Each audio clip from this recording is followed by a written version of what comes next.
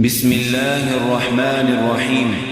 تبارك الذي بيده الملك وهو على كل شيء قدير، الذي خلق الموت والحياة ليبلوكم أيكم أحسن عملا وهو العزيز الغفور، الذي خلق 7 سماوات طباقا ما ترى في خلق الرحمن من تفاوت، فارجع البصر هل ترى من فطور، ثم ارجع البصر كرتين ينقلب إليك البصر خاسئا وهو حسير، ولقد زينا السماء الدنيا بمصابيح وجعلناها رجوما للشياطين وأعتدنا لهم عذاب السعير، وللذين كفروا بربهم عذاب جهنم وبئس المصير. إذا ألقوا فيها سمعوا لها شهيقا وهي تفور تكاد تميز من الغيظ،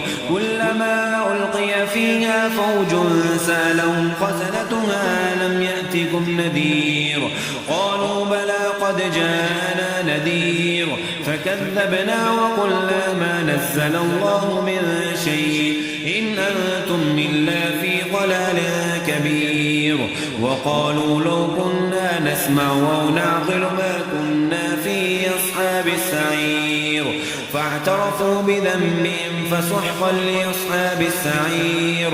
إن الذين يخشون ربهم بالغيب لهم مغفرة وأجر كبير، وأسروا قولكم أو اجهروا به إنه عليم بذات الصدور، ألا يعلم من خلق وهو اللطيف الخبير. هو الذي جعل لكم الأرض ظلولا فامشوا في مناكبها وكلوا من رزقه وإليه النشور. آمنتم من في السماء أن يخسف بكم الأرض فإذا هي تمور، أم أمنتم من في السماء أن يرسل عليكم حاصبا فستعلمون كيف نذير. ولقد كذب الذين من قبلهم فكيف كان نكير. أولم يروا إلى الطير فوقهم صافات ويقبضن ما يمسكهن إلا الرحمن إنه بكل شيء بصير. أمن هذا الذي هو جند لكم ينصركم من دون الرحمن إن الكافرون إلا في غرور. أمن هذا الذي يرزقكم من أمسك رزقه بل لجوا في عتم ونفور. أفمن يمشي مقبا على وجهه يهدى أمن يمشي سويا على صراط مستقيم.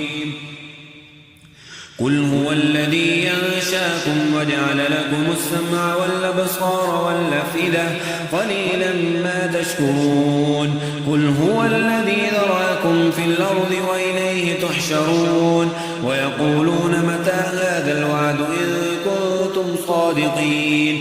قل إنما العلم عند الله وإنما أنا نذير مبين. فلما رأوا زلفة سيئت وجوه الذين كفروا وقيل هذا الذي كنتم به تدعون.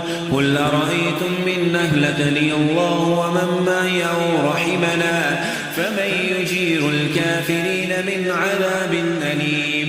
قل هو الرحمن وآمنا به وعليه توكلنا فستعلمون من هو في ضلال مبين. قل أرأيتم من أصبح